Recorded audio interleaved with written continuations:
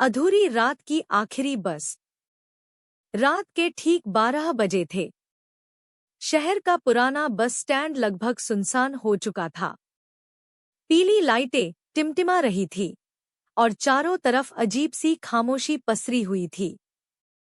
दिन में जहां भीड़ और शोर रहता था, वहां अब सिर्फ कुछ आवारा कुत्ते और हवा में उड़ते कागज दिखाई दे रहे थे।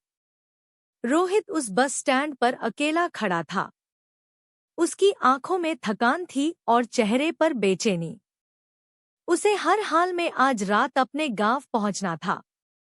आखिरी बस का समय निकल चुका था, लेकिन मन में एक अजीब सा भरोसा था कि कोई न कोई रास्ता निकल आएगा।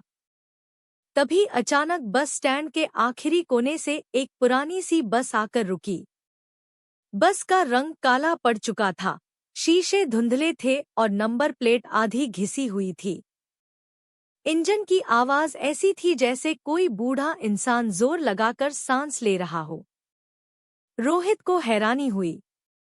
उसने आसपास देखा, लेकिन वहां कोई और सवारी नहीं थी। कंडक्टर ने बस का दरवाजा खोला। उसकी आंखें अजीब तरह से खाली थी, जैसे वह सामने देख ही नहीं रहा हो। रोहित ने हिचकिचाते हुए पूछा कि बस कहाँ जाएगी। कंडक्टर ने बिना उसकी तरफ देखे बस इतना कहा, जहां तुम्हें जाना है।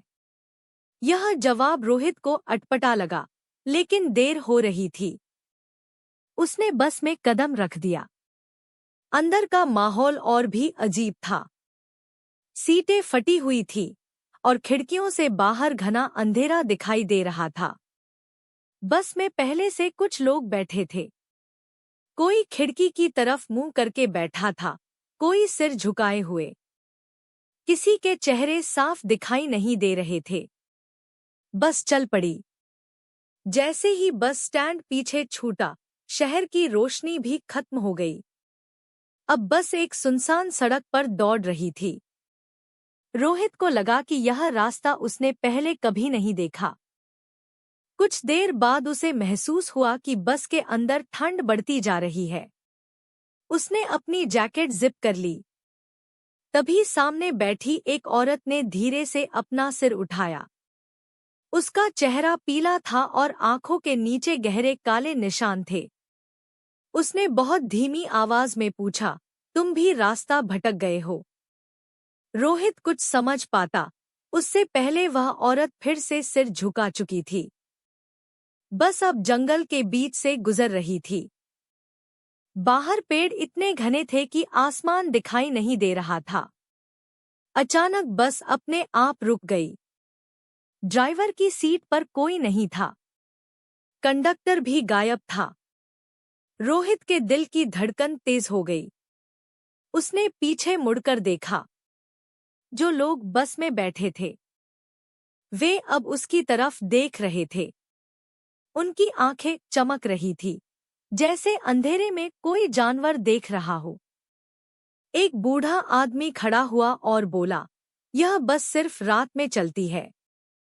इसमें वही सवार होते हैं जिनकी मंजिल अधूरी रह गई हो। रोहित घबरा गया।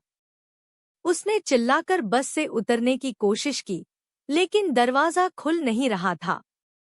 तभी बस के अंदर से एक साथ फुसफुसाहटें आने लगी। हर आवाज में दर्द था, पछतावा था। अचानक रोहित को एहसास हुआ कि ये लोग जिंदा नहीं हैं। ये सब वही लोग थे जो सालों पहले इसी सड़क पर हुए एक भयानक हादसे में मारे गए थे।